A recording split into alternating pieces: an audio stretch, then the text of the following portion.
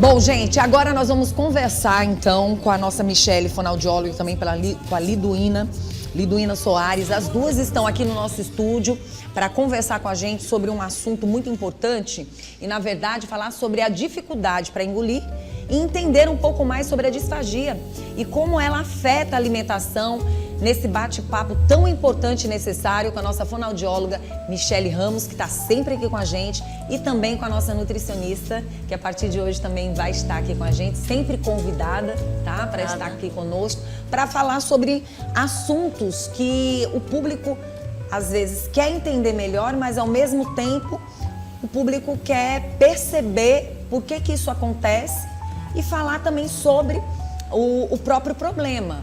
Mas a gente sabe que a alimentação muitas vezes está casado ali também com a parte do fonoaudiólogo, né? E o fonoaudiólogo também nos ajuda.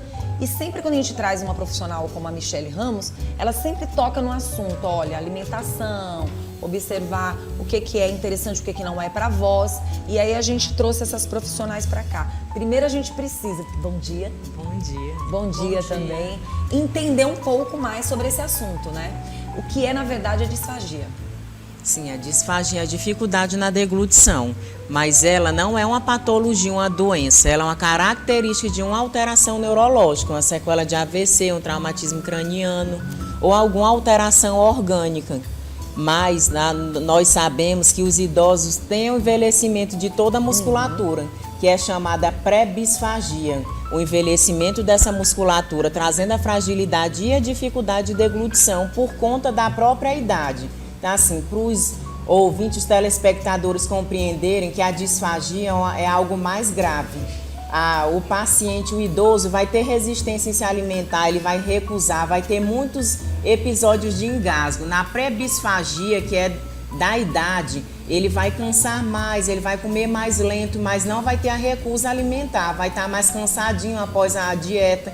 Por isso a importância da nutricionista associada ao nosso tratamento, nós vamos avaliar e direcionar para ela a consistência que esse idoso vai se alimentar e ela vai montar o cardápio adequado para ele, para os ganhos nutricionais e o volume de líquido, né, para manter ele hidratado, para se manter saudável. Pronto, a gente vai falar sobre a disfagia e vamos falar também sobre os cuidados, quais são as alimentações que de repente você que está em casa não tem ideia que você pode piorar ainda mais a situação. Mas a gente precisa também entender que caminha junto, mas também não é só a parte da nutrição, né? Existem outras situações que provoquem? Sim, porque as alterações, né? As doenças, pacientes sequelados de AVC, as demências, mal de Parkinson, doença de Alzheimer, são pacientes que eles cursam geralmente com disfagia. Eles cursam de disfagia. Eu estava falando com a Michele que nossa primeira corrida de leito é com a fonoaudióloga, justamente para saber se aquele paciente tem condições. São pacientes de UTI, são pacientes graves, pacientes disfásicos, com dificuldade de deglutição.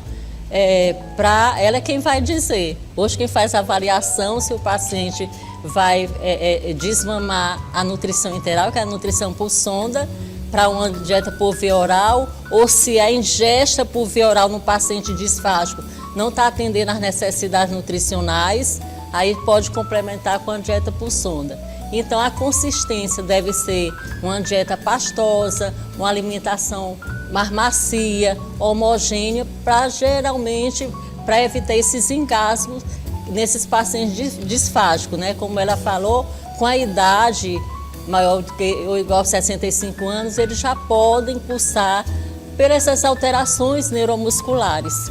Então a gente tem assim uma grande experiência, Vanusa, nesses pacientes disfásicos, porque além da UTI, a gente acompanha esses pacientes em casa.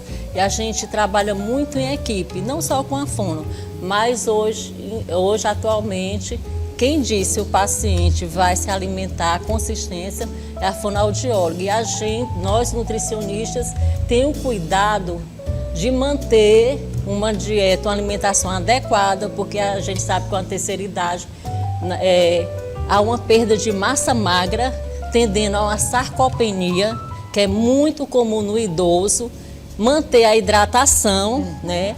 A gente sabe que o líquido, esses pacientes têm dificuldade de deglutir.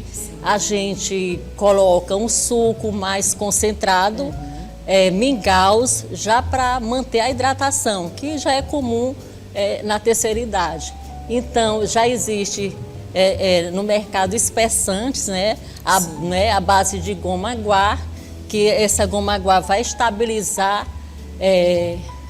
a consistência desse líquido. Então, assim, as diretrizes hoje da ASPEN, da ESPEN, da Sociedade Europeia e da Sociedade Brasileira de Nutrição Enteral e Parenteral, tem que ter cuidado. O paciente adentrar ao hospital, faz uma triagem nutricional. Esses pacientes eles são avaliados sistematicamente. Aí são os protocolos que existem a cada 7 dias, justamente para manter o estado nutricional, evitando essa perda de massa magra, a funcionabilidade, né? Porque não adianta você ter a massa magra, mas não se deslocar, não se autocuidar. Então, eu acho a nutrição, eu digo que hoje não é mais um coadjuvante, ela se faz necessária. E muitas vezes a ingesta, pela própria consistência, quando não está adequado, a gente lança a mão de suplementos, né? Proteicos, um suplemento que vai otimizar tanto a ingesta calórica como a ingesta proteica. Então, é fundamental nesses pacientes. Às vezes o paciente ele passa muito tempo com a ingesta inadequada. O que é uma ingesta inadequada grave? Quando a gente faz o cálculo das necessidades calóricas, ele precisa de 1.800 calorias, mas está ingerindo a metade. Isso é uma ingesta inadequada grave. Pacientes que perdeu peso, perdeu massa magra. Hoje não é a questão do tecido adiposo, é a questão do músculo, né? Da massa muscular. Ele perdeu peso em torno de 5% nos últimos meses, sem restrição, já tem que ter cuidado. Aí a gente complementa essas alimentações mais pastosas, você pode amassar a fruta, pode colocar um suplemento para otimizar, se a ingesta está inadequada. As sopas mais homogêneas. Muito bom. E aí a gente quer saber da Michele. Michele, sobre a disfagia, eu queria muito que você falasse disfagia. Se ela pode ser permanente ou se ela pode ser temporária.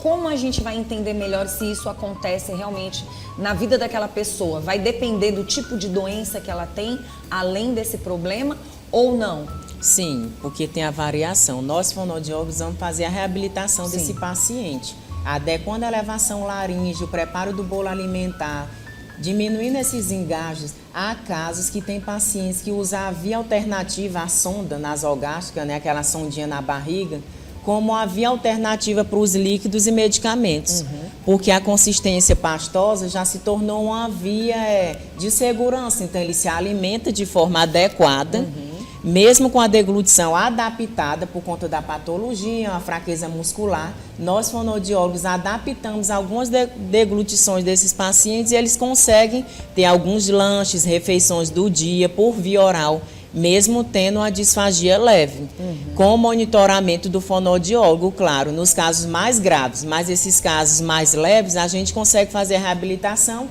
e o paciente vai fazer a sua alimentação por via oral total durante o seu dia. Por que alimentos mais finos podem provocar mais engasgo? Eu pensava o contrário. Ou isso é muito relativo?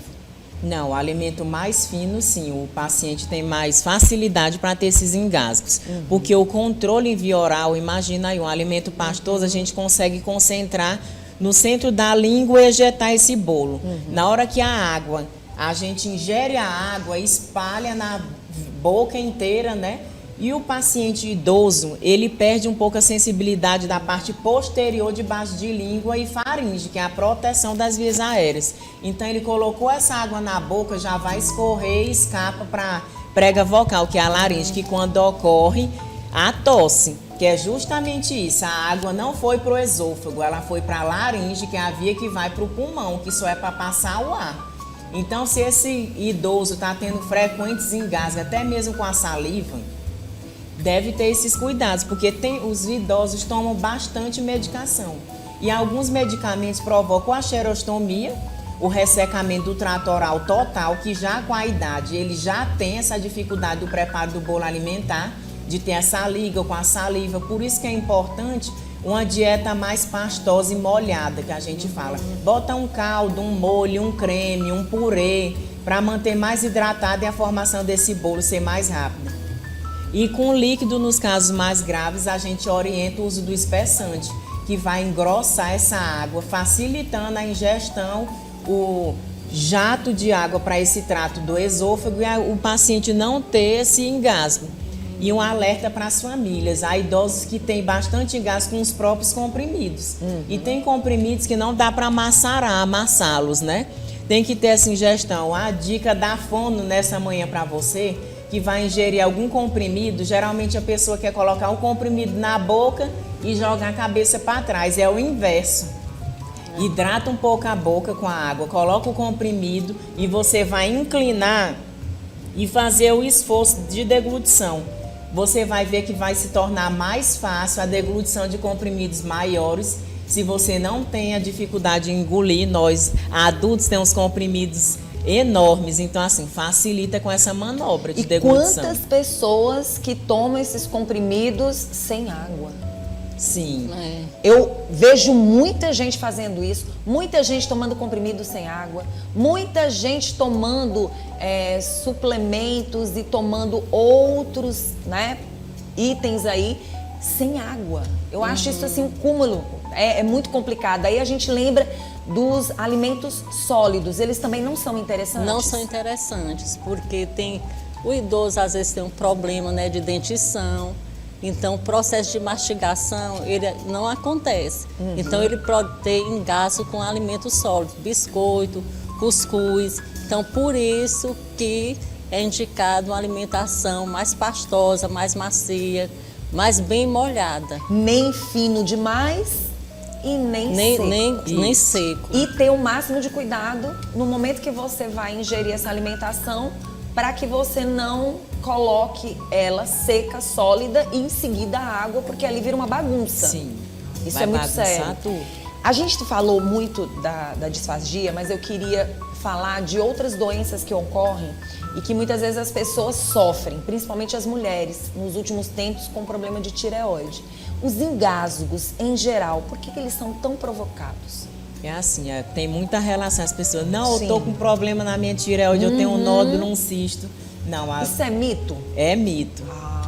Tem o tubo da laringe e a tireoide, é um escudo, a glândula fica fora da laringe. Então, assim, só se for um tumor ou um câncer muito grande, já toma um espaço muito que está comprimido a laringe e a pessoa vai ter o reflexo de tosse por conta do volume. Mas isso não tem relação direta com os engasgos, não. Só se esse tumor, o CA, já tem um volume muito grande que está ocupando esse espaço, deprimindo o esôfago, a passagem desse alimento, mas não tem relação nenhuma, Vanusa. Olha que interessante, porque durante um bom tempo as pessoas falavam muito sobre esse assunto e precisava a gente entender se era mito ou se era verdade, né? Agora, o refluxo pode provocar os engasgos? Pode sim, principalmente durante a noite. Será que as pessoas confundem o problema na tireoide com o refluxo? Ou ambos estão ligados? Pode estar ligado porque vai alterar, a doutora pode até confirmar. Isso. Esse metabolismo desse indivíduo pode se tornar mais rápido ou acelerado.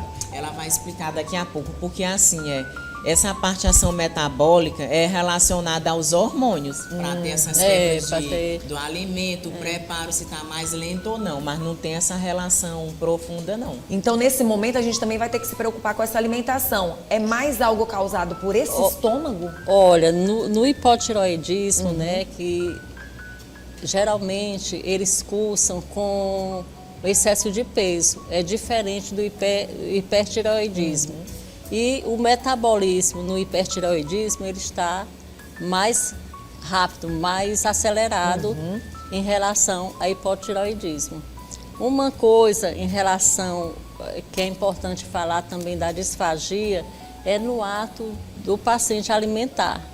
Você dá com calma, ter certeza do que aquela colherada ser oferecida, ele já deglutiu, ter paciência, né? A gente tenta aumentar a densidade calórica da alimentação, como já foi falado, ao invés de dar um suco menos concentrado, a gente aumenta a densidade calórica para otimizar necessidades calóricas, proteicas e evitando o engasgo. Será, Liduína, que uma das maiores falhas que nós seres humanos temos quando o assunto é alimentação é a rapidez de como a gente faz essa alimentação? Porque existem pessoas que mal mastigam, já estão engolindo e são muito rápidas. Às vezes você senta numa mesa para comer ao lado das pessoas e algumas dizem assim, nossa, você já comeu?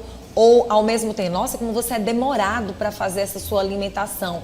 Eu acho que é algo que a gente tem que ter muito cuidado com certas opiniões que não são válidas. Se você foi rápido, mas o outro não é, que bom que ele não é, porque ele está fazendo a mastigação certa, né? A mastigação, a digestão da alimentação, né, principalmente dos carboidratos, eles começam na boca, Sim. né, na fase mesmo oral. E a gente costuma, quando isso acontece, da pessoa não mastigar bem, a gente diz que no estômago não tem dente, então tem que fazer o processo mastigatório de fato. Então você comer calma, até porque ali é um horário em que você deve ficar tranquilo, porque o processo digestório vai dificultar com o alimento mais intacto, entendeu? Então é muito importante, principalmente na terceira idade, que não tem mais aquela absorção como um adulto, não tem mais aquela utilização, porque ele pode absorver, mas pode não utilizar, que a gente chama de biodisponibilidade, né? Às vezes ele não tem nenhum problema, não tem diarreia, não distende, mas está perdendo peso porque não está utilizando os nutrientes. Então, o que é aconselhável, a gente indica que o indivíduo, a pessoa, mastigue bem os alimentos, para que quando chegue a nível de estômago, ele já está no ponto de ser absorvido e seguir. E essa mastigada também, E a para gente ambas, vai de uma observar- certa forma deixar essa alimentação pastosa, né? Sim, e por isso que é importante eu ressaltar agora, se você percebe que aquele idoso está fazendo esforço excessivo para se alimentar durante a mastigação, cansa muito, está tendo um gasto energético maior do que o volume que ele está ingerindo, por isso que a necessidade de mudar a consistência com a avaliação do fonoaudiólogo e com a alimentação mais pastosa, para ele diminuir esse esforço durante o processo da mastigação, que já gera muita fadiga e desgaste calórico. Já gera gasto mesmo calórico, né? Gasto de energia no processo de mastigação. E a gente tem que ter muito cuidado, como eu tenho assim, a minha experiência mais é em doente grave, né? Então pacientes, ele tem que sentar, né, num ângulo ereto de 90 graus para evitar essa broncoaspiração, uma pneumonia aspirativa, que é o caso mais grave da disfagia, da dificuldade de deglutição. Então, assim, UTI a gente vê, muitas vezes, paciente está alimentando, engasga, pode broncoaspirar, né? E às vezes até ser entubado, né? Aos hospitalares. E mesmo em nível domiciliar, né? Você sabe que uma das coisas que a gente acha mais interessante quando a gente traz duas grandes profissionais que se casam diante da situação, do problema da própria doença e ao mesmo tempo se ajudam. Você vê a importância da gente trazer profissionais juntos que casam a nutrição com a fonoaudiologia e de uma certa forma a gente mostrar para você que está em casa que uma especialidade, ela sempre se ajusta à outra. Porque tem gente que vai buscar o fonoaudiólogo, mas não pensa na nutrição. Ou muitas vezes vai só na nutrição e não para pensar que tinha que ter passado por um fonoaudiólogo. Aí nesse momento a gente chama a atenção do papel do fonoaudiólogo, principalmente na questão da disfagia. Porque muitas pessoas não levam a sério, ou vão só no nutricionista e às vezes o profissional não é tão especializado quanto a nossa médica, né? Especializada no assunto e que entra profundamente nos casos mais sérios. Aí a gente chama a atenção da importância do fonoaudiólogo em analisar direitinho a disfagia e mandar para um nutricionista. Sim, porque eles procuram muita nutrição por conta Ou da perda de vice-versa, peso. né? Também. Ou vice-versa. Eu encaminho quando o paciente está tossindo, eu pergunto, né? Você quando vai alimentar, você tosse? Ah, você está engasgando, pois procura um fonoaudiólogo, viu? Vanusa, a equipe multiprofissional, só um adendo aqui, ela é de suma importância. Com certeza. Olha, na nossa UTI, a gente começou, né, lógico, médico, enfermeira, em seguida fisioterapeuta, né, as paradas cardiorrespiratórias diminuíram com a introdução do fisioterapeuta, dentista a gente tem na equipe e as broncoaspiração diminuíram com a exceção do fono. E o estado nutricional do paciente melhorou muito com a exceção do nutricionista, né? De fazer aquele manejo nutricional, de detectar deficiência nutricional, que não é só perda proteica, tem outras deficiências nutricionais. Então, é soberana a equipe multiprofissional. As discussões entre a equipe é assim uma riqueza assim, de detalhes, né? E acelera a alta desses pacientes, com a equipe completa, o fisioterapeuta trabalhando controle de tronco, fortalecimento respiratório, o fonoaudiólogo fortalecendo a laringe, os órgãos fonoarticulatórios, a nutrição associada, melhorando essa qualidade de vida e nutricional do paciente, acelera a alta hospitalar. Muito bom. Essa semana a gente trouxe odontologista também para falar sobre a questão muitas vezes dos dentes ou até mesmo da queda que tem, né? E a gente sabe que a mastigação, a gente sabe que os cuidados realmente com a alimentação, tudo isso influencia. A gente gostaria de passar a manhã todinha conversando com essas duas profissionais. Eu fico aqui encantada nesse bate-papo que elas mesmo conduzem assim com muita maestria. Mas o nosso tempo não dá.